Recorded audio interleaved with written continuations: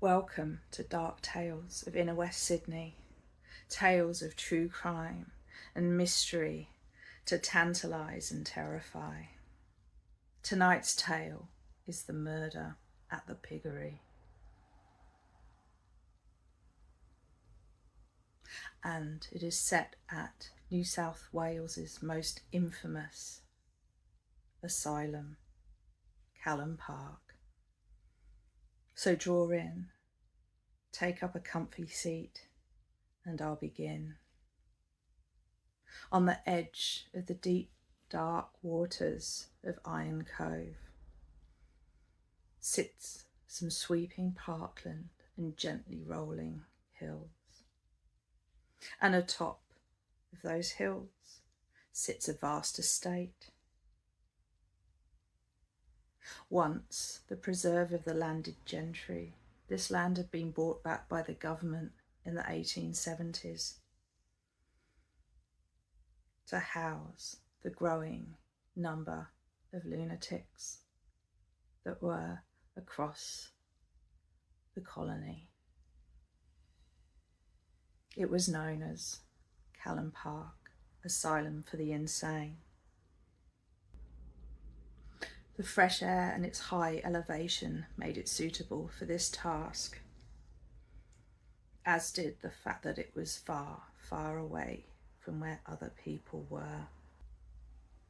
No prying eyes to witness what went on in this sprawling collection of sandstone buildings. Callan Park had its own farm, and part of that farm was a piggery.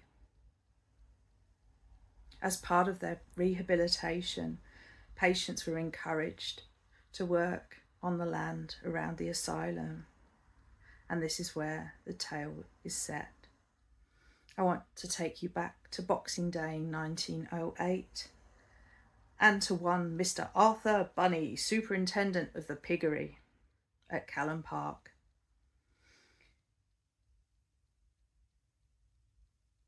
He was pacing. It was after 9 a.m.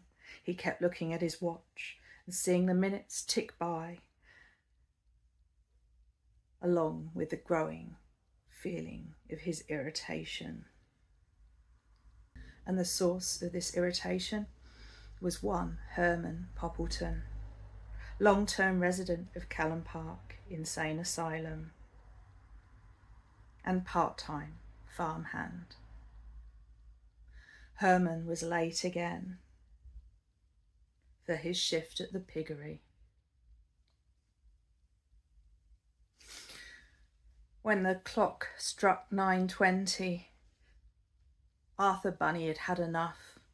He dispatched one of his helpers up to the asylum buildings to find Herman. Up the steep slope, the young man ran. Around the edge of the high brick wall of the asylum buildings and in through the main gate.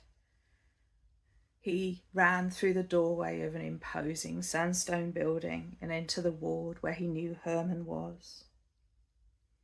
Herman was sitting on his bed, staring into space. The look upon his face was one of pure rage. The young man voiced the request that had been given by Arthur Bunny, that Herman should present himself to the Piggeries forthwith. At this, Herman leapt to his feet, his face contorted with rage, and screamed, "I am sick of that man. I am going to punch him in the head." And so Herman leapt up and strode forth from the asylum building, the other man scurrying behind. He was still in his undershirt and braces, and he was going full tilt down that hill towards the Piggery. And as he approached the pens, he broke into a run. Bunny saw him coming and was about to say something to him. But then he saw Poppleton's angry face, and his annoyance at Herman then turned to fear. As Herman leapt over the wall of the piggery in a single bound, he kept going, picked up a spade, and he knocked Bunny out, stone cold dead. No one knows what became of Poppleton, but if you are walking around Callan Park late at night and you hear a raging scream,